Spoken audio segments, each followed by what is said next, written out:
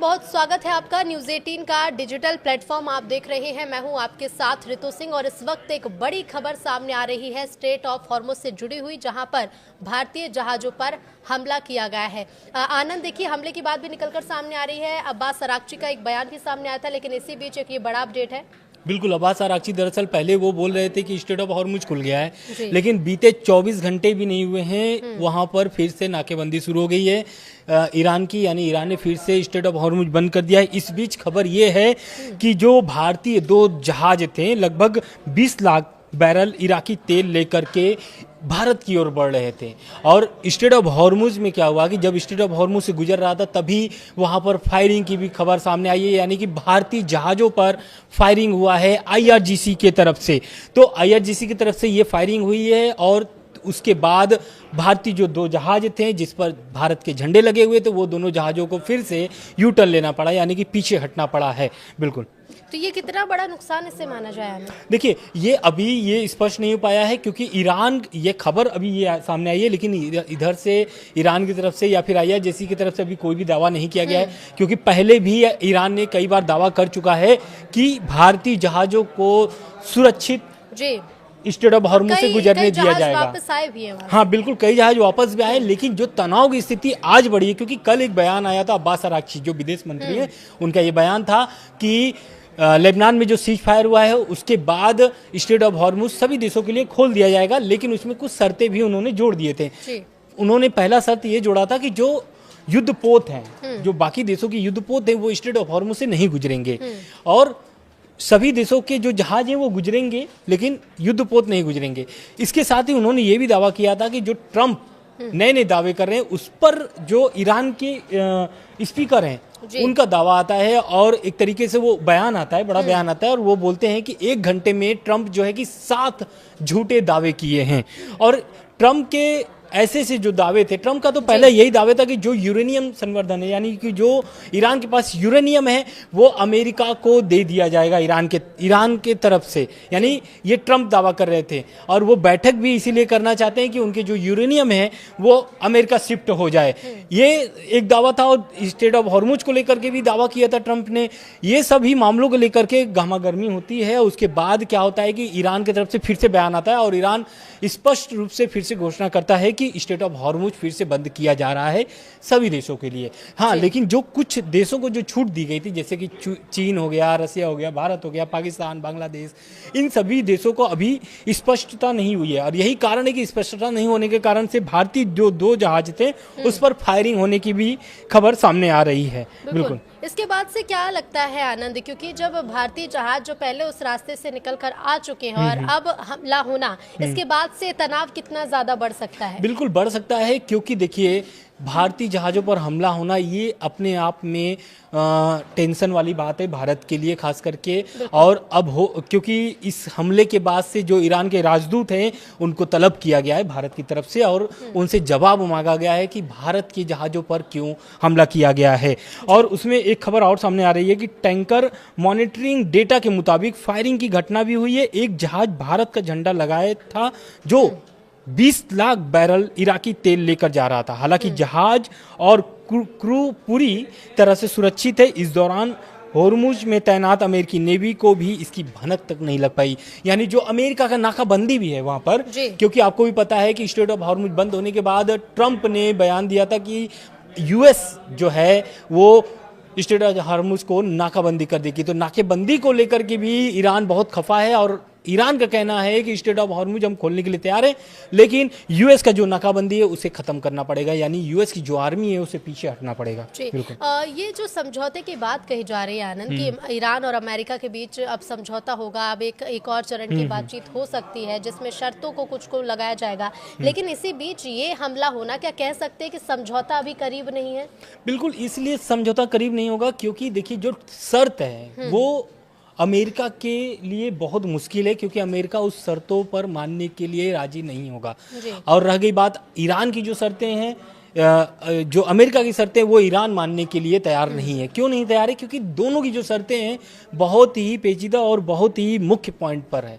पहली शर्त आप समझिए, अमेरिका चाहता क्या है? अमेरिका का सीधे कहना है कि आप मिसाइलें बंद कर दो बनाना, अपना जो यूरेनियम संवर्धन है वो कहीं और शिफ्ट करो, किसी और देश को दे दो, सौंप दो, और उसके बाद जो प्रोग्राम चल रहे हैं, परमाणु प्रोग्राम चल रहे हैं, उसको आप बंद कर दो, प्रॉक्सियों को मदद करना बंद कर दो। तो ऐसे तमाम शर्तें अमेरिका की हैं। वही ईरान की शर्तें हैं। ईरान क्या चाहता है? ईरान चाहता है कि स्टेट ऑफ हॉर्मुज पे नया कानून बने जिससे वो टोल वसूल सके सभी देशों से। साथ ही वो चाहता है कि आप जो नुकसान हुआ है, ये जो 42 दिन से 45 दिन का जो युद्ध हुआ है उसमें जो ईरान के नुकसान हुए उसकी भरपाई अमेरिका करे।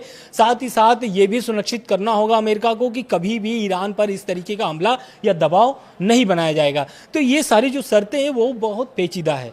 इतना आसान नहीं है अमेरिका और ईरान को कि ये बातें जो है कि फिर से वार्ता होने की खबर है।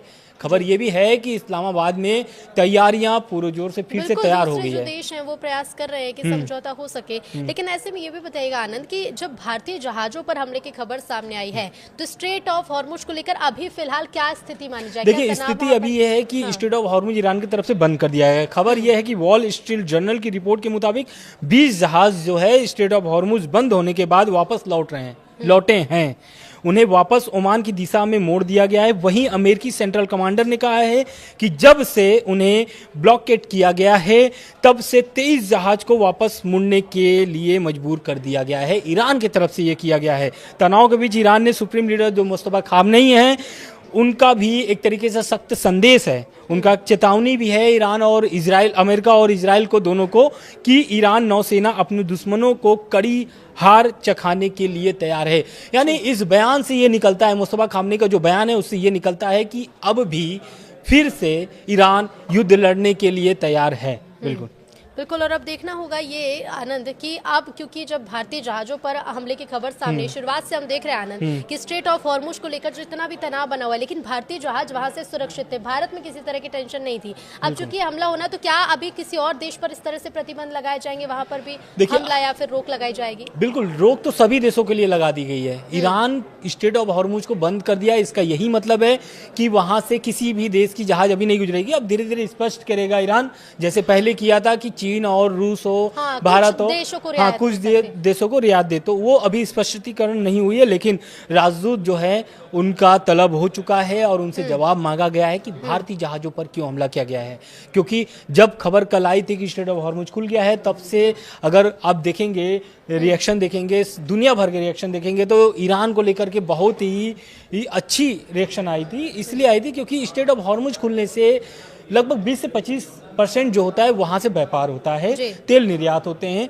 और अगर जहाजें वहां से गुजरना बंद हो जाएंगी तो ये समझिए कि कितनी बड़ी एक तरीके से सभी देशों को, दुनिया भर की मुश्किलें खड़ी हो सकती हैं सभी देशों को। बिल्कुल। अब इंतजार है कि किस तरह की प्रतिक्रिया सामने आती है। एक और सवाल मेरा यहाँ पर रहेगा आनंद, क्योंकि ट्रंप अलग दावे कर रहे हैं। ट्रंप के समझौते को लेकर कुछ दावे हैं, स्ट्रेट ऑफ हॉर्मुज को लेकर कुछ दावे उन्होंने हाल ही में किया है।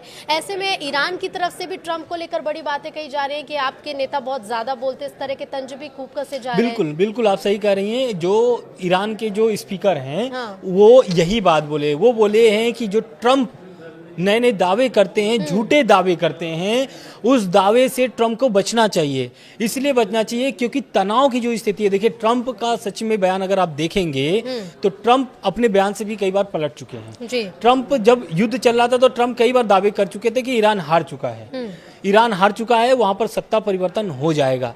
कई बार तो ये भी सामने आया कि उनकी बातचीत चल रही है खुफिया तरीके से ईरान से, किससे चल रही है ये स्पष्टीकरण नहीं हो पाई थी।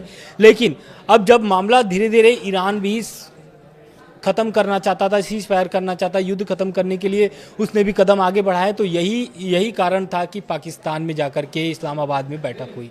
उस बैठक में जो जेडी वेंस हैं, उपराष्ट्रपति हैं अमेरिका के, उन्हें खुद वहां पर आना पड़ा, लेकिन वहां पर तब फिर भी बात नहीं बनती है।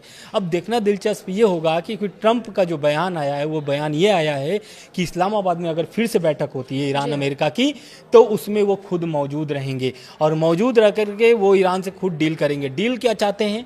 डील वो चाहते हैं कि परमाणु कार्यक्रम पूरी तरीके से खत्म कर दिया जाए।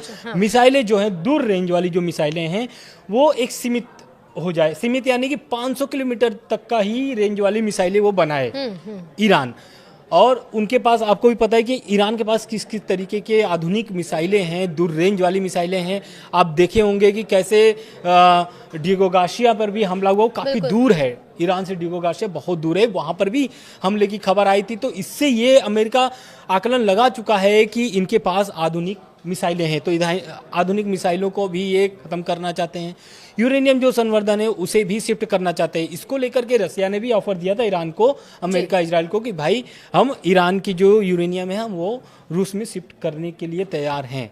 लेकिन अब देखना ये होगा कि ट्रंप अगर इस्लामाबाद पहुंचते हैं तो क्या बात बनती है कि नहीं बनती है, ये देखना क्या बात दिलचस्प बनेगी। होगा। और इसके बिल्कुल। साथ ही स्ट्रेट ऑफ हॉर्मुज से ये जो जहाज पर हमले की खबर निकलकर सामने आ रही है, इस पर अब क्या अपडेट होगा, इस पर सबकी नजर होंगे। बहुत शुक्रिया आनंद आपका, नमस्कार। धन्यवाद, नमस्कार।